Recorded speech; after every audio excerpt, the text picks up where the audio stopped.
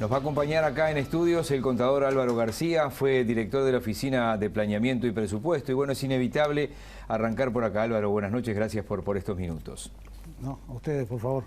Tenemos de 8 a 12 minutos. Lo estoy diciendo al aire porque me lo acaba de preguntar Álvaro. Es importante porque son tiempos de un informativo y lo tenés muy claro. Obvio. Yo ayer no pensé que siguiera la discusión de si es aumento, si no es aumento, si ese IVA con tarjeta de débito y tarjetas de crédito.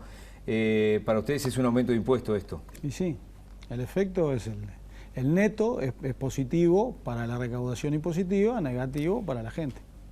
O sea, se le puede llamar de distintas maneras, pero el impacto es exactamente el mismo. El gobierno, o desde el gobierno se dice que esto afecta más a los que usaban más tarjetas en los restaurantes. Y Valcorba en algún momento situó entre un 25 y un 30% del uso de tarjeta de débito, ¿no? Cada vez se empezó a utilizar más y es la tendencia en la cual va el mundo. Yo creo que esa es, digamos, la tendencia que deberíamos seguir también en Uruguay. Ahora, los que utilizaban más van a tener un beneficio menor ahora, o sea que van a pagar más de IVA. Esa es la realidad. Ya voy a ir a otros temas puntuales que tienen que ver los anuncios de UPM, la ley de urgente consideración. Yo me había anotado por acá y lo voy a plantear de una manera particular. El gobierno saliente anunció hace unos cuantos meses que no se iban a aumentar, las tarifas el 1 de enero. Esto lo anunciaron ustedes. Pasó bastante inadvertido y se lo comió el gobierno entrante, me parece. Y que eventualmente no se aumentarían hasta el 1 de marzo. Eso fue dicho así textualmente. Estaba acá en julio del año pasado. En julio del año pasado. La pregunta es, ¿fue una jugada magistral por si ganaban o no? ¿O le salió redonda porque perdieron? No, ninguna de las dos cosas. Yo creo que nadie puede prever en julio de un año saber qué va a pasar en las elecciones. Lo que más pensábamos era que iba a ganar el Frente Amplio y que íbamos a seguir un periodo más en el gobierno. Por lo tanto, especular con eso me parece que no tiene sentido. Lo que sí creo que estaba trasuntando era la realidad de las empresas públicas. Yo tuve, a mi pesar, digamos, porque a veces uno tiene que, por el rol que cumplió, informar correctamente a la opinión pública cuando ve que algo se desvía, que aclarar que las empresas públicas en Uruguay, todas las más grandes, estamos hablando de Antel, UTE, ANCAP, estamos hablando del Banco República, ganaron cifras millonarias en dólares en 2019. Y estaba quedando la idea equivocada ante la opinión pública de que las empresas públicas estaban perdiendo dinero. Entonces, inclusive habiéndose disparado la pandemia, yo creo que hubiera sido cauteloso, me parece, ya que se tomaron otras medidas también que tuvieron impacto fiscal, postergar este aumento de tarifas en función de la realidad de las empresas, ¿no? Basta consultar los balances que son auditados por compañías independientes. Y todas ellas, entre Antel, ANCAP, UTE y otras grandes, se llega a unos 600 millones de dólares de ganancia de resultado contable en el 2019. ANCAP, el Banco República, 500 millones de dólares. Desde el gobierno dicen algo que no se puede probar, es que si ustedes hubieran ganado, hubieran subido las tarifas. Bueno, yo le digo que no, porque esa información no estaba ni se manejó. Vamos a los anuncios del viernes, que yo no los tengo totalmente completos, no sé si vos lo tenés totalmente completos. Y a esta altura más o menos sí. Ahí está. Tiene 3 o 4 patas lo que se anunció el otro día. 5, ¿no? Diría. 5 patas, ahí está. ¿Ahorro o no ahorro? Bueno, yo creo que en parte es una incógnita y que la manera de despejarlo es conocer el memorándum firmado. A ver, vamos desglosando las patas, ¿te parece? Sí, son 5 patas. Una son unos 60 millones de dólares vinculados a obras, rutas y puentes en el litoral del Uruguay. Eso ya estaba anunciado, lo anuncié yo el 7 de noviembre del 2017, cuando se firma el acuerdo, el contrato, el primer contrato, y se publica íntegro en la página web esa misma noche. Después hay otra parte que anunció el presidente y la reafirmó el secretario de la Presidencia, de unos 68 millones de dólares adicionales para obras de infraestructura de UTE. Eso, en mi humilde opinión, es una incógnita. Ahí ellos dicen que se hace cargo 100%. Sí, claro. UPM. Digamos, hay varias preguntas ahí para hacerse, ¿no? En la medida que pasan las horas, uno dice, bueno, ¿quién firmó el memorándum de acuerdo? ¿Verdad? Esto es un tema muy importante, me gustaría hacer hincapié, pero además ha habido intervención de UTE en esto. En aquel momento, cuando se hace el contrato original, sí tuvo que intervenir UTE. Yo no he escuchado que haya intervenido UTE en esto.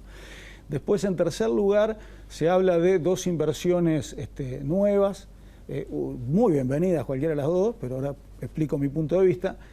Una en Sarandí del Chi, que es un vivero donde trabaja mucha gente, especialmente mujeres, por ejemplo, en los antecedentes que hay. Uno en un Guichón, señor vivero, porque son 25 millones de dólares. Un señor vivero, y hay que visitarlo. Porque viste que uno piensa un vivero y piensa 20 macetas. No, yo invito a la gente a que vaya a visitarlos, no solo el de UPM, sino el de Monte del Plata, que son realmente instalaciones en las cuales hay muy buen nivel de calidad de trabajo, etc. Y como dije, en Guichón trabajo para, 300 personas, por lo menos en el momento de pico alto es así, y casi todas mujeres. Hay una es muy difícil de cubrir.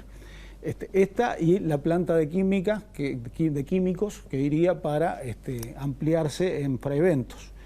Estas 2 cosas, Miguel, van a pasar todo este tiempo.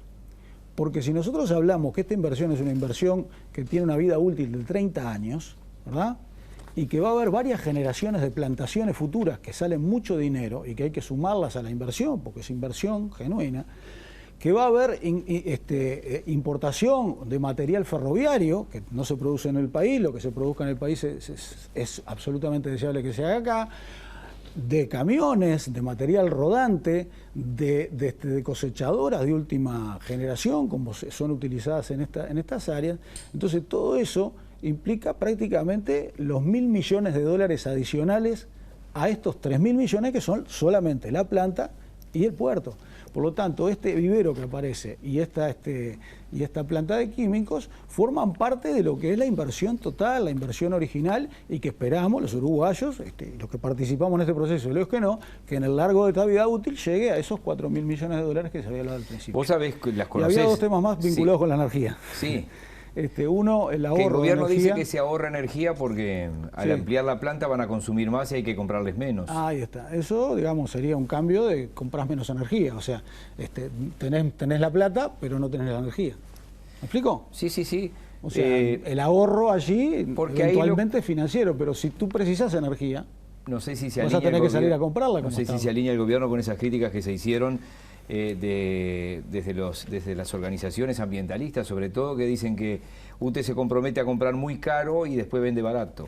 Bueno, eso hay que mirarlo en el largo plazo. Y fue como se hizo, porque estos son 30 años. Hace 15 años, 20 años, el Uruguay dejó de invertir, más antes, los 15 años previos a 2005, el Uruguay dejó de invertir en energía eléctrica. Apostó al gas. Sabemos lo que nos pasó, nos casamos con Argentina, tuvimos las dificultades que tuvimos en aquel momento. Por lo tanto, empezamos a tener problemas con el suministro de energía eléctrica. Uruguay ha hecho una gran reconversión de energía eléctrica y ha invertido para eso. Y esa matriz energética, yo no soy especialista en el tema, pero he escuchado a los que saben, y así se hicieron los cálculos a los efectos de determinar estos números y la tarifa a pagar, tiene que ver con el largo plazo. ¿Cuánto tú tenés como país de energía firme que te solucione problemas en picos, por ejemplo, cuando tenés sequía y no tenés agua en las hidroeléctricas, o cuando no tenés viento, ¿verdad? Ese tipo de cuestiones son muy importantes. Esto es energía firme.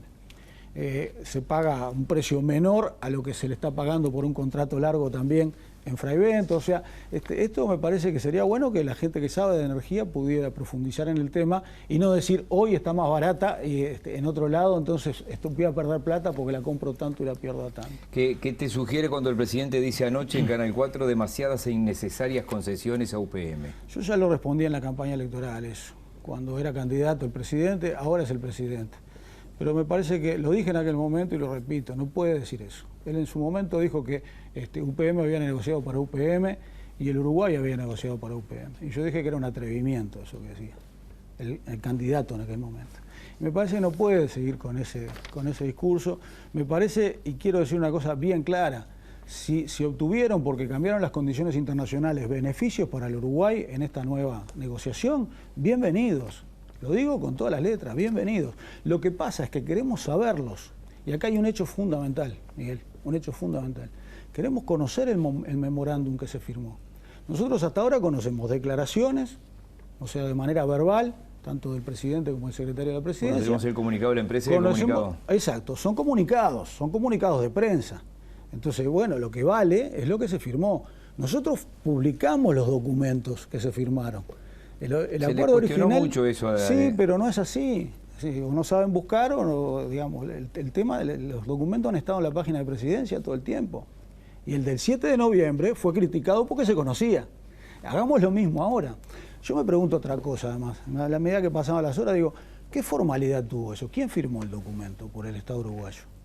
Porque en aquel momento lo que se hizo fue una reunión de Consejo de Ministros, lo aprueba todo el Consejo de Ministros con el presidente y autoriza a 3 firmantes. Yo fui uno de los 3 simples autorizados a firmar. Sí, el diputado Luz de Cabildo Abierto, que es constitucionalista, dice que eso es inconstitucional. Y ustedes no podían haber firmado nunca eso. No, está mal. Está en la Constitución y está en las leyes. ¿Ah? Entonces, ¿cómo fue ahora? Porque también es muy importante que si hay beneficios, esos beneficios tengan validez. Vos no ¿verdad? estás en el Parlamento en este momento, pero ¿sabés si el Frente Amplio va a pedir información sobre esto en estas horas? No, desconozco, no he hablado con ninguno de los colegas, están muy ocupados con el tema de la ley de urgente consideración. Y para redondear el tema... Pero es importante, me parece muy importante este punto. El Lust está convocando desde el oficialismo a cuatro ministros. Con respecto a eso, ¿vos crees que sumaría a la presencia de estos ministros? Si fuera legislador, ¿lo votarías? El Parlamento es la caja de resonancia de la sociedad, entonces lo que se entienda que es necesario tener en el Parlamento, hacerlo. También fueron cuatro, no recuerdo ahora si fueron 4 o 6 colegas ministros nuestros a informar en su momento al Parlamento. Vos fuiste ministro de Economía. Sí. En la administración Frente Amplista en un momento y estuviste muy cerca del equipo económico en varias etapas. De la ley del proyecto de ley de urgente consideración, ¿cuáles son las cosas? ¿Hay alguna cosa positiva que rescatás y cuáles son los cuestionamientos que tenés? No, de lo más visible, obviamente. Sí, positivo hay siempre, y para arrancar por ahí me parece que hay algunas cosas que se han hecho en esta última administración de ANCAP a nivel de empresas públicas, en materia de gobierno de la empresa, de manera de encarar controles, etcétera, que se hicieron y que me parece que puede ser importante, lo definirán los compañeros del Frente Amplio, pero me parece que podría ser importante acompañar. Me parece que ¿No sí. te vayas de ANCAP desmonopolización, sí o no? Yo creo que es inútil. A ver, se discutió mucho y hemos visto titulares de diarios, 2, 3 años atrás, diciendo toda la millonada de plata que los uruguayos pagaban de más por tener ANCAP y no importar el combustible. Cuando empezamos a desgranar eso y empezamos a ver los precios de la Ursea, que eran los precios que se tomaban como referencia, por ejemplo, no incluyen. Y está bien, porque es un precio para un uso. Para hacer la comparación hay que incluir, por ejemplo, ¿cuánto tiene que invertir en infraestructura un privado para copiar combustible? ¿Cuánto es el costo del mantenimiento de eso y del funcionamiento operativo? ¿Y cuánto es la ganancia de un privado? Todo eso no estaba incluido. A medida que se hicieron políticas, ANCAP tuvo ganancia los cuatro últimos años, ganancia pequeña porque fue trasladando todos los combustibles. Quiero recordar que desde enero de 2018 que no se ajusta el precio del gasoil. Entonces, el precio del gasoil está en precio de referencia hoy, internacional. En paridad de importación. En paridad de importación, considerando estos factores que yo decía. Entonces me parece que ahí esto es importante transparentar esas cosas para no embarrar la cancha con una discusión que es más política que técnica. Habría que sacarlo de la ley de urgencia. Para mí es inútil, no tiene sentido, me parece que hay resistencias inclusive dentro de la propia coalición y me parece que, como dijo el caso del Cabildo Abierto y del Partido Colorado. Como dijo el último directorio de ANCAP y su presidente en particular, refinar agrega valor. Y lo dijeron siempre que presentaron los balances positivos que presentaron. Te corté cuando ibas a ir a algunos otros temas económicos, no sé si a destacar positivos o algunos que no estás de acuerdo. Yo diría que en general la visión es negativa sobre los contenidos de la ley. Ya la discusión sobre la oportunidad de la ley es ociosa, ¿no? Porque ya está ya está laudada, ¿no? Pero realmente la inconstitucionalidad que dicen no solo constitucionalistas frente amplistas, sino constitucionalistas vinculados al Partido Nacional, como el doctor Cajarville, por ejemplo, que lo ha declarado públicamente, es un tema muy preocupante porque yo empleaba una imagen. Está bien, en la Constitución está, pero agarrar un caballo, masajearlo y sacar un camello es complicado. No era el espíritu. No lo he escuchado nunca. Bueno, yo lo escuché varias veces y por eso lo aplico. Pero no es el espíritu del constitucionalista, indudablemente. 500 artículos con asuntos, una gran cantidad de temas que abarcan casi toda la vida nacional, ponerlos como urgentes, además en el medio de una pandemia, es terrible. Pero yo creo que además los contenidos son contenidos que nos van a hacer ir para atrás en un montón de aspectos. tanto en materia de seguridad como en materia de inclusión financiera, por ejemplo, ¿verdad? Así que ahora se sacaron los artículos pero parece que se van a discutir con la ley de medios acerca del arrendamiento de los activos de Antel, que abren dudas también importantes, ¿no? Con referencia a eso, sobre todo, bueno, qué precio se pagaría, pero eso se va a discutir ahora con la ley de medios. Creo que hay muchos temas y me parece que en la medida que se avanza en la discusión de la ley, que no va a ser una discusión profunda, digo, por más tiempo que se le aplique, porque se comparó esta ley con una ley de presupuesto por la cantidad de trabajo, es un error. La ley de presupuesto es una ley de tratamiento normal y ordinario. Si no se aprueba la ley de presupuesto... Se me echaron cada cosa cuando yo cubría el Parlamento, 900 artículos y metían cada artículo 712. Pero la gran diferencia con esta ley es que la ley de presupuesto, si tú no la aprobás, si el Parlamento no la aprueba, no hay ley. No hay presupuesto. Queda el del año anterior. Entonces, acá, si no hay ley, queda lo que mandó el Ejecutivo. Esa es la diferencia de una ley de urgente. Sí, totalmente. En lo particular, en tu vida particular, ¿vuelves al llano en lo privado? ¿Cuál es? Ya volví. Y bueno, tratando de hacer alguna asesoría, por ahora medio tranquilo, agarró la pandemia, el coronavirus, y posterga alguna actividad, pero ya tenemos ahí algunos contactos. Gracias por hoy y nos vamos a volver a encontrar. Bueno, por favor. Antes del próximo carnaval, mira cómo te lo digo. Ojalá. Muchas gracias. Gracias.